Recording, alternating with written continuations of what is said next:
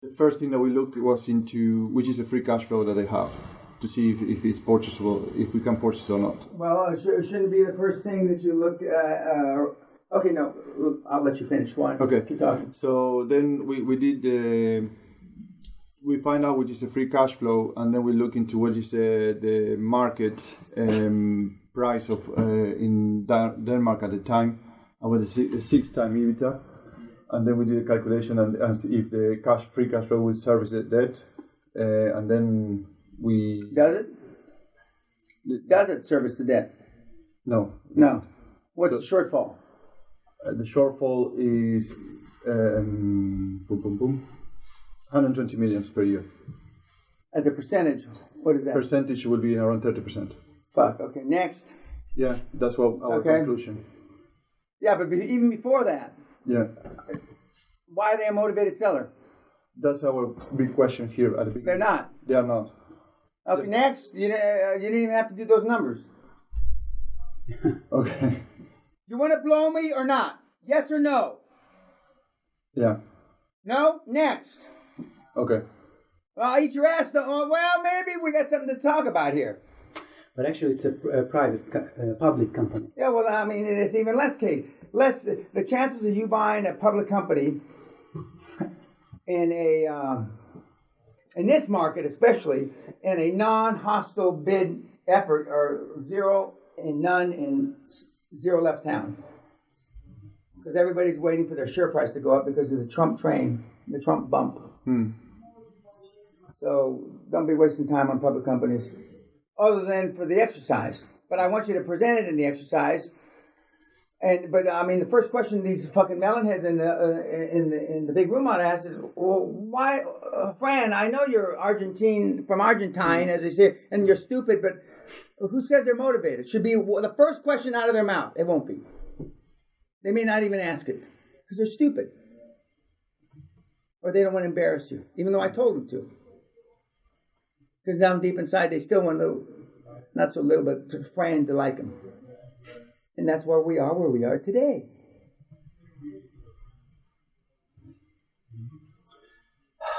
The two most profound things I've said, two of the 10 most profound things I've said in the last 5 years on YouTube. One, I never saw Zen pay for my credit cards. Zen, paying my bills on London Real. And two, you have no idea, Brian, how you're freed up, and you have when you don't care what other people say or think about you, and how your powers are unlimited. They're probably the two most profound things I've said. Because down deep inside, at some level, and the movie, the Dan Peña movie, is just a validation or whatever the right word is. That's about not just Brian's demons, it's about your demons, everybody's demons, and that's what he used himself as an example. So giving him the benefit of the doubt, he's put himself up as a scapegoat, but that's everybody, because everybody has those same fears. Almost everybody, but you have no idea. If you just told your father, go fuck yourself. I mean, you're an embarrassment to me. Look at me. I'm a fucking Sikh practicing a fucking religion that's out of date. I mean, because of you. You fucking shitbag. You have no idea how good you'd feel.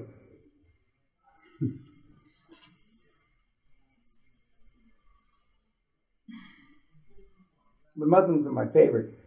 An 8th, 9th century religion in the 21st. Are you fucking stupid?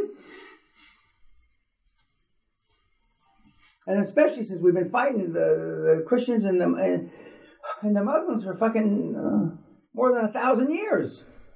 It hasn't changed one iota since the first Crusades. But then the Christians came back 200 years later and fought a second Crusades. It hasn't. Just look at that. And so, I mean, but anyway, don't worry. If they don't chew you up, I will, because that's what you're here for. And this is the antithesis, as I said in the big group. This is the antithesis. You don't get this in the B schools because they won't chew you up because they're going to worry about, well, how big a donor is let's take my daughter, Kelly's father, and you know, and they're going to think good of us, and this guy is the head of this Goldman Sachs, and so they don't eat you up, and you know. So then when you get out of school, and you don't have to go to school, but when you get out of school, you don't know anything because nobody slapped you around. The one thing that, you know, both my children that went to great schools is that they got slapped around anyway. They got slapped around, and the difference between the jockos of this world, the guy, the decorated Navy SEAL, and myself, is we got slapped around in slightly different venues, but in the military, it's tough not to get to the military when we went through and not get slapped around. Now you can get slapped around. But by the way, what we did is we didn't run their numbers, we run our numbers. Okay, good. And we wanted to know if they're motivated, if they would accept 2.18 with these terms. Like, for example, if we could finance it for 10 years and if they would accept 2.18, and the answer would show us if they're motivated or not. Yeah, but that all takes time.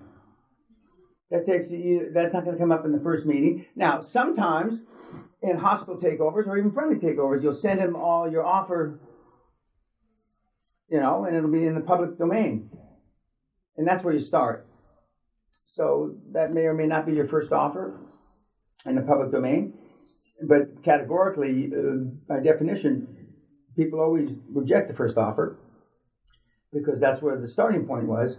And people, Negotiation 101 says, he who makes the offer first loses. Because you've set either a floor or a ceiling to the offers. And that's why, nobody wants to be the first to say, I want this, or I'll offer this. But by definition, they're not going to be motivated. You also look at the chart, how's the stock done? It's a public company, whereas it vis-a-vis its high and low for the last 12 months, 24 months, 36 months. Have they rejected or have they been approached for a buyout? What was their response? That'll be all in the public domain. And that's why it's so much easier now because of the internet. Because all that information's in the public domain. We were in group number, whatever the group over by the cottage, Chauffeur's Cottage, and one of the groups was talking about something they just did. And while we were sitting there talking about it, one of the other group, one in the group, scrolled it up, pulled it up on the internet. And it said what they thought of it and whether the remarks or the comments were glaringly poor or glaringly good. And now, before you'd have to go talk to somebody that was there, and yet it still takes you forever.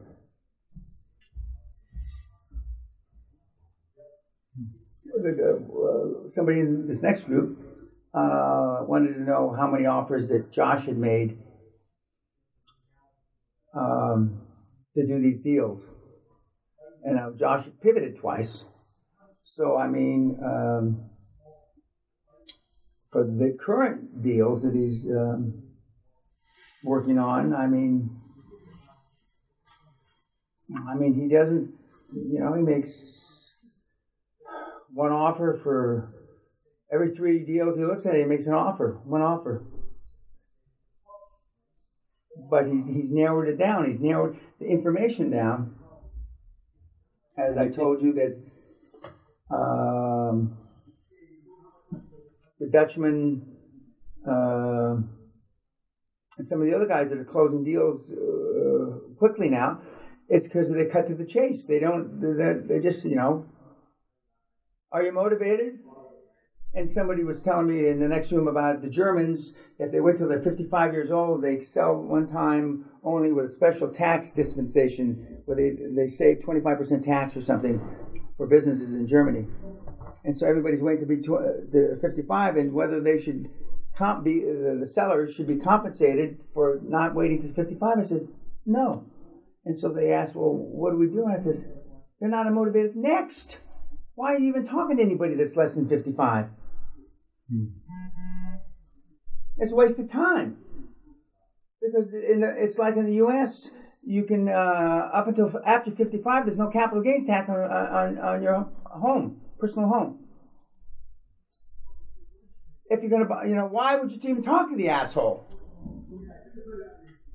Instead, they're figuring out a formula based on performance. They can pay him for the 25% he's going to lose. Why? And then the MBA kid in there was an MBA student. He had a whole fucking formula. Why? Well, to be the devil's advocate, could he open a new market like this, saying like, okay, we have a solution now, we have No, but why? just to Okay, yeah, but even if you had a solution, there is no solution other than paying more. That's the only solution. True. And why would no wonder the fucking banks won't finance them. They want to finance the pie in the sky, the money that you're not going to lose because you're selling. I mean, why? I mean, what is it? Why is it these things are so clear to me? It took me between 3 and 5 seconds. Give benefit of the doubt. 20 seconds. It's not a market.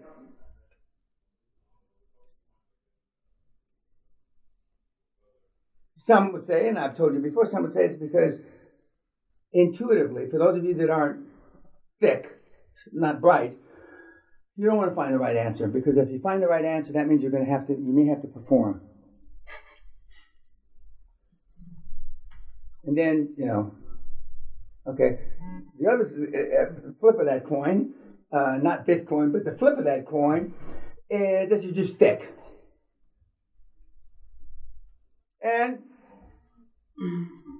90% of the people, that's it. Now, not thick that you can't wipe your own ass, but some of you fall into that category. But thick because you're not numerant. You're not financially numerant, meaning you haven't been trained in numbers. But Sally contends that you don't have to be numerant to figure this shit out. She says you have to be psychologically adept.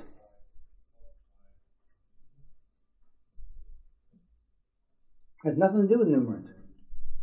Has nothing to do with A plus B equals C, or it has nothing to do with that.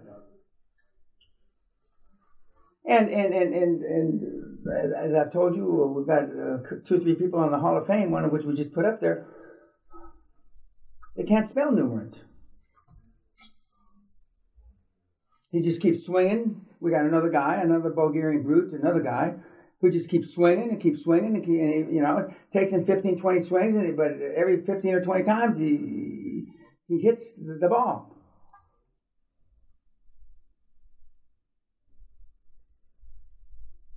Okay, what's the next one? We work in this case. Okay, fine. Now, be able to present this, even though I've told you what I've told you, and I'll go through your thought process. What your thought process was, and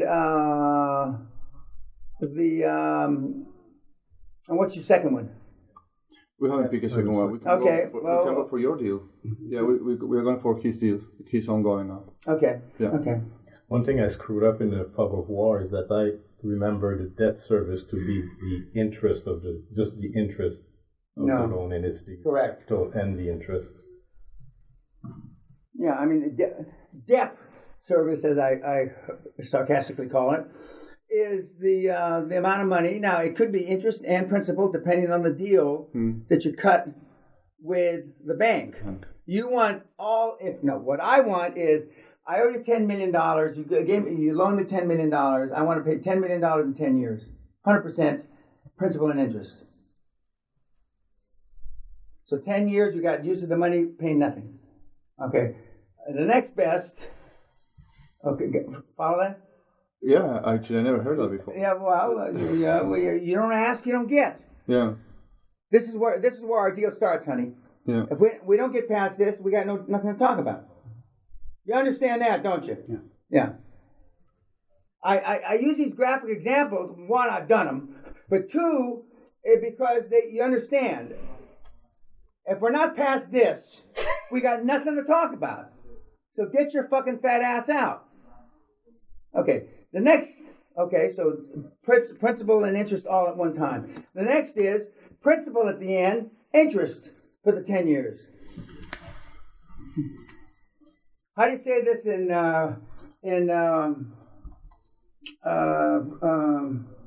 Portuguese? Portuguese? In Spanish? No. Argentina speaks Spanish. Oh, that's okay. Yeah. No. That's fine. Oh, no. Okay, I had a Portuguese joke, but anyway, forget it. Okay. So principal interest at the end of the period. Correct. That's number one. The option. you can't hardly get that money, but yeah, that's no. Number one is non-recourse. No recourse. Non-recourse is you never have to pay it back. No recourse. And there is money out there. You come to them with some fucking, save the world shite. You never have to pay back in your entire life. EU, International Monetary Fund, United Nations, World Bank. World Bank. Thank you. Okay, so then the principal and interest at the end. Okay, then it's just interest and principal at the end. Okay, interest for 10 years. Oh, interest. Only. Every year you pay. Or every quarter, every whatever, okay. And then the principal at the end. Yeah. Okay. Then there is principal and interest monthly, yearly, quarterly. Monthly, yearly. Quarterly, and preferably yearly, but anyway. Okay. Then... It's a combination. If you paid it 50% at the end as a balloon. Yeah. Then no, but actually the interest only, and then the balloon at the end is a balloon. Mm-hmm. But you could have a 10% loan and only have to pay 3% yearly, and the other extra 7% plus the principal at the end, balloon. But they have non-recourse money. It's like a Sikh that went and got government contracts. I said, I'm so proud of you. And he said, yeah, and I says, he didn't come to the seminar, didn't do anything. He said, but I have money to come to the seminar now. He didn't have shit before. Live with his parents. I mean, the same old Sikh deal. Live with his parents. Hated his father. He just put a corporation up and started to bid on. Correct. Had nothing. Only thing he had, he and his brother owned a car together that they bought. Innova or some piece of shit, 1,000-pound car or something, $1,000 or $2,000. That was his total assets, his net worth. And I said, if you depreciate that, it's not worth 1,000 anymore. He didn't know what depreciation was. A typical thick, stupid Sikh. Typical. Would you cut your hair off for $1 million? No. Typical. That's how many times I've asked that question. But Sikhs do have their price, because I know some that have cut their hair off for not $1 million, but everybody's got their price. 100 million in bed Miss Universe for the next 10 Miss Universes.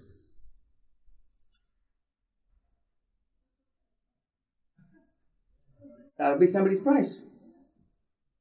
Wouldn't be mine, since I bed most of it myself, so I don't really give a shit about that. I already have the 100 million. But, okay, YouTube. So the next video.